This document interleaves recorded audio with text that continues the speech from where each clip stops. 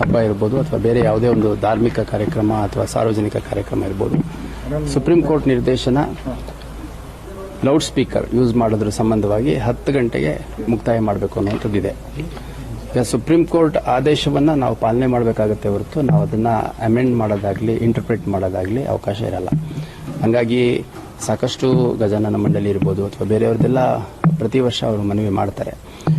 ಮತ್ತು ಅಷ್ಟು ಸಂಭ್ರಮದಲ್ಲಿ ಆಚರಣೆ ಮಾಡುವಂಥ ಸಂದರ್ಭದಲ್ಲಿ ಮೇಲ್ನೋಟಕ್ಕೆ ನಮಗದು ಅವರ ಡಿಮ್ಯಾಂಡ್ ಕೂಡ ಜಸ್ಟಿಫೈಡ್ ಅನಿಸಿದ್ರು. ನಾವು ಸುಪ್ರೀಂ ಕೋರ್ಟ್ ಆದೇಶ ಇರೋದ್ರಿಂದ ಕಳೆದ ಬಾರಿ ರೀತಿಯಲ್ಲಿ 10 ಗಂಟೆಗೆ ಮುಕ್ತಾಯ ಮಾಡುವಂಥದ್ದು ಮಾಡಬೇಕಾಗತ್ತೆ. ಅದನ್ನೇ ನಾವು ಪಾಲನೆ ಇನ್ನೂ ಸ್ಟಾರ್ಟ್ ಆಗಿಲ್ಲ. ಮೊನ್ನೆ ಅಷ್ಟೇ ನನಗೆ ಮಾಹಿತಿ ಬಂದದ್ದು ಕಾರ್ಪೊರೇಷನಲ್ಲಿ ಒಂದು ಸಭೆಯನ್ನು ಮಾಡಿದ್ರು ಅಂತಂದು. ಈಗ ನಾವು ಜಿಲ್ಲಾಡಳಿತದ ವತಿಯಿಂದ ನಮ್ಮ ಇಲಾಖೆ ವತಿಯಿಂದ ಆಯೋಜಕರು ಮತ್ತು ಈ ಗಣಪತಿ ಮಣ್ಣಿನ ಗಣಪತಿ ಒಂದು ಸೀರೀಸ್ ಆಫ್ ಮೀಟಿಂಗ್ಸು ಮಾಡೋದಿದೆ. ಅದು ಶಾಂತಿ ಸಭೆ ಇರ್ಬೋದು ಅಥವಾ ಒಂದು ಸಂವಹನ ಸಭೆ ಇರ್ಬೋದು. ಸೊ ಅದರಲ್ಲಿ ಎಲ್ಲ ವಿಷಯಗಳನ್ನು ಚರ್ಚೆ ಮಾಡುವಂಥದ್ದು ಮಾಡ್ತೀವಿ.